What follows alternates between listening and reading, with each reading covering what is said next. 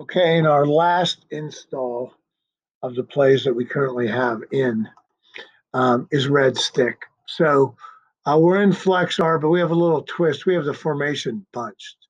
So these guys are only about 8 yards in width, 3 yards outside the wing, 3 or 4 yards outside the wing, depending on what kind of advantage that will create for them. Okay, so we're going to go FlexR.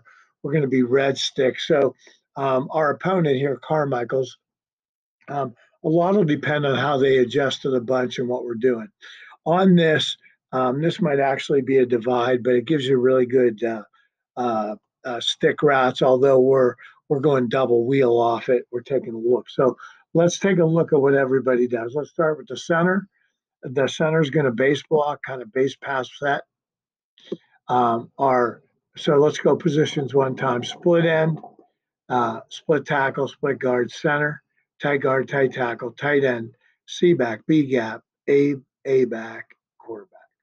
Okay, so center base it, tight guard, step down, get big, look out.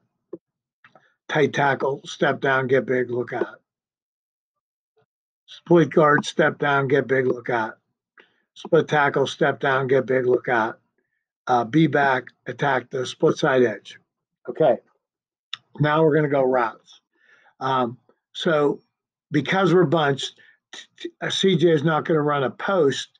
He is going to run a vertical. So even though if this is stick, if he was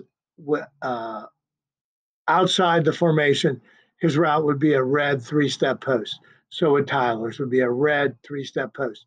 Because we have them already where a post would break, and because of the way Carmichael's playing coverage over the top of our receivers, we're going to send him just vertical to clear or just vertical to run the field. So these two guys are running vertical routes. The C back now, Nate Yeagle is going to head directly to the flat. This is actually called a wheel, but if it wasn't called a wheel on a stick, if he's not defended, he'll hang in the flat.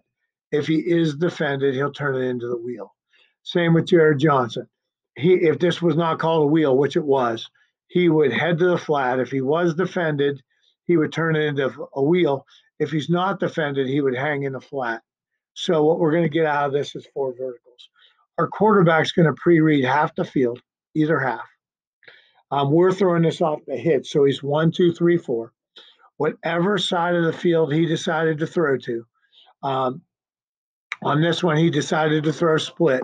He's going to go 1, 2, 3, 4, and the ball is out off the hitch. So it's 1, 2, 3, 4. He's going to kick open just a little bit so he can see this side of the field better. Okay. If everybody be defended, I want our quarterback to take off with the ball. Whip was a little stubborn in that aspect, but I would have liked him to take off. Take a look. He got good routes. He throws under to Jared. He makes a good decision. He probably could have thrown to Nate Yeagle right now in the flat. He's got a lot of space out here. My pre-read would have told me flat to the tight end side because I have this outside linebacker in flat to the split end side. But because it's a wheel, he makes that decision. We'll live with that decision. The better decision would have been anything to this side. Here we go.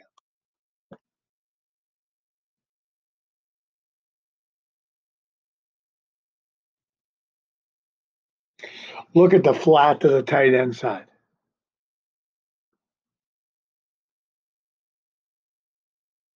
Tyler made an adjustment to his route that we probably don't want. He should have just kept running vertical. That would have kept Nate open either way. This side, we're a little covered, but on the wheel, Jared does a good job of hanging in the open space, and Whip gets him the ball. It's not perfect, but it's a nice play. If I'm pre-reading, not a very good pre-read by the Q, and that's all we have. On to the next play.